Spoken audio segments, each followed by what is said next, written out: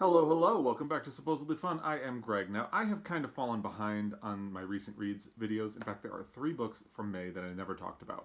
I originally thought I would start with them and do a video that kind of catches up on what I finished in May, but I did talk about them in my review for the month of May, and I think that pretty much covers it, so I'm going to leave those alone. If you want to know what I thought of those, I will link that video down below, and you can check it out. So instead of discussing those in a little bit more length, at a bit more length, I am going to talk about the books that I have finished in June. Now, technically, I have finished 4 books in June so far. I'm working on 5 and 6, one on audio, one in print. But I'm only going to talk about the first 2 books that I finished in the month of June so far, and I'll get to the other 2 in a bit. So the first one that I finished in June is Transgender History: The Roots of Today's Revolution by Susan Stryker. This book is something that I was interested in reading, but also it meets my goal for the year of reading more lesbian, bisexual, and transgender representation in books. So this was kind of an important one for me to read. My one negative, and it's not actually a negative, so I don't know why I'm framing it as such. My one comment is that for somebody who has, for the past year and a half, kind of gotten a little more familiar with the transgender movement, the first section of this book was not necessary for me. The first section of the book defines terms and goes through what is genderqueer, what is gender fluid, what is non-binary, and things like that. I had kind of caught up on a lot of that stuff. And the reason this is not a negative is that it was easy enough for me to skip ahead to the next chapter, which was super relevant and super interesting. And I do think that a lot of people probably do need that first section, so I don't know how you make this book without that. And I think you definitely have the option where if you are a rank beginner on the topic, you can get that foundation, because you need that foundation. Or if you're a little more experienced, you can skip ahead to the rest. Because what follows is very interesting, very insightful. Susan Stryker is thoroughly researches the book. She's very fair and open-minded. She keeps an eye on intersectionality, and I definitely recommend this book. There's some really fascinating characters that I had never heard of, because that, I think, is the problem. There has not been transgender representation until very recently, and I think it is worth everyone's time to try to get to know who these people are.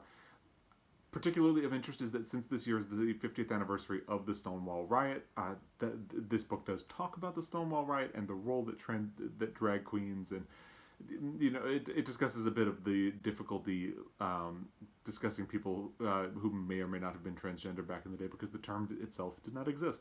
But it talks about the Stonewall Riot, and there are so many stories in here that I think were very interesting, a lot of points to consider.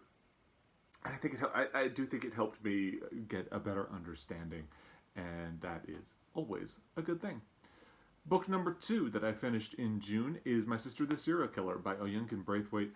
This was also something that I listened to on audio. I was actually really curious to read this book when it was first released last year, but I never got around to it. What really kind of surprised me was that it kept showing up on best of lists.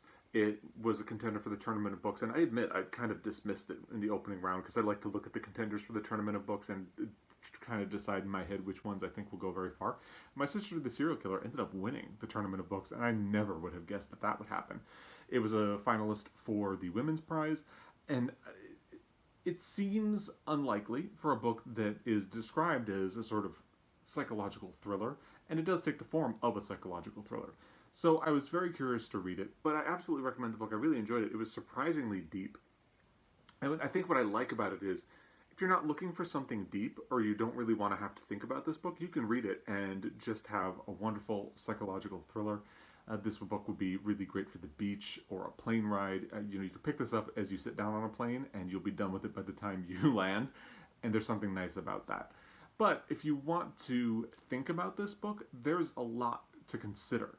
So the premise is that there are 2 sisters living in Lagos, and there's Corday, who is a nurse and is very organized, very meticulous, very responsible, and her sister Ayola, who is gorgeous and a serial killer. And she periodically calls on Corday to help her dispose of the bodies, and their mother is kind of oblivious, and even though Corday is the older sister, she kind of prizes Ayola because Ayola is beautiful and she thinks she has a lot of prospects. Ayola is also seemingly more friendly and approachable than Corday. Corday can be a little too serious. Things start to fall apart when Iola gets into a relationship with a doctor at the hospital where Corday works, and this doctor happens to be someone Corday has been crushing on very hard for a long time, and he has not noticed her or picked up on any of the signals that she is sending out. So not only is Corday trying to struggle with the idea that her sister is a serial killer and may have a problem, and Corday is also worried that she's becoming complicit in her sister's crimes by helping her, but now Iola stole her man. Not really, but it brings out this sense of bitterness and injustice and jealousy that these sisters have, and what follows is a very surprisingly profound study of sisterhood, codependence, and family, and loyalty, and morality, right and wrong. Because there's a very clear sense that what Iola is doing is wrong, and Corday is being wrong by helping her and helping hide the crimes, cover them up. What is also very interesting is that, especially since this book is set in Lagos, and it's not expressly stated, but it does deal a lot with the idea of how a woman survives and gets by in patriarchal society. Because there are situations where Corday finds herself talking to police officers where the power dynamic is very clear. She has absolutely no power. She is at the mercy of this police officer. And it's very deep. It's very interesting. So I really like this book because you could read it two ways. You can read it for entertainment and not think about it, or you can do a pretty deep dive and come up with some very surprisingly profound things, and that's a really great thing to have in a book. So I'm actually not surprised it has been as praised as it has been. I would definitely recommend it. So the next two books that I'm going to talk about are Lighthouse Keeping by Jeanette Winterson and Boy Erased by Garrett Conley, and so stay tuned. And I would love to hear what you've been reading, if there's anything you've been enjoying. If you've read Transgender History or My Sister the Serial Killer, I would love to hear what you thought. If you disagree with me, let's fight about it. We can talk about that. And as always, thank you for taking the time to watch this video. I appreciate your time. I appreciate you if you're subscribed. Thank you. If not, I hope you enjoyed this enough to follow along. And I'll be back. Until then, happy reading.